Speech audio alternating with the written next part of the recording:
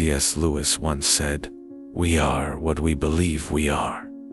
This simple yet profound statement holds a powerful truth about the way our beliefs shape our identity and ultimately, our lives.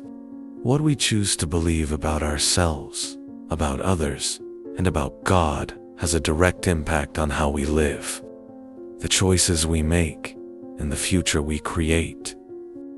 Let's start by considering what Lewis meant by this. He believed that the foundation of who we are lies not just in our talents or our circumstances, but in what we accept as true about ourselves. If we see ourselves as failures, we are more likely to live in defeat.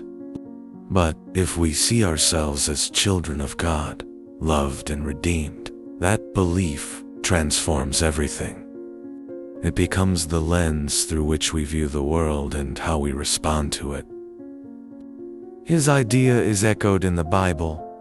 In Proverbs 23, we read, "As a man thinks in his heart, so is he."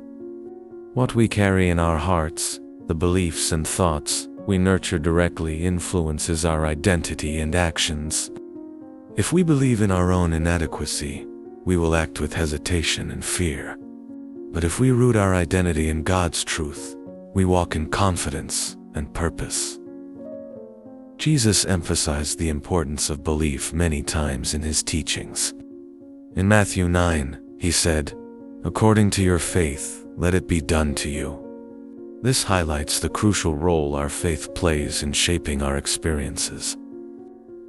What we believe about ourselves and God directly affects how we interact with the world. Faith isn't just a passive concept. It's an active force that molds our lives. C.S. Lewis also challenged us to rise above our limited perceptions. He wrote, "You are never too old to set another goal or to dream a new dream." This is a reminder that our beliefs about what's possible in our lives are often what limit us. If we believe our best days are behind us, we stop pursuing new opportunities. But if we believe God has more in store, we continue to grow, dream, and achieve. So, how do we cultivate the right beliefs? It begins with aligning our thoughts and identity with what God says about us, not what the world tells us.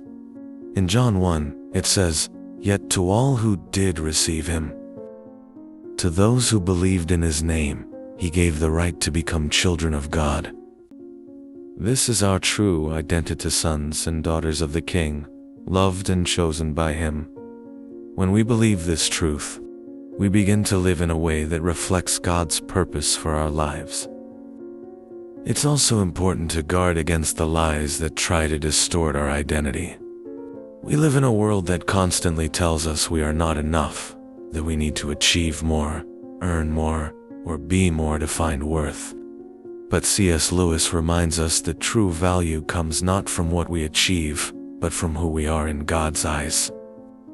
God doesn't love us because we are good, but because he is good. This truth should shape our core belief, that our worth comes from God's love, not from the world's standards. In closing, remember, we are what we believe we are. If we root our identity in God's truth, we will walk confidently in the path he has set before us.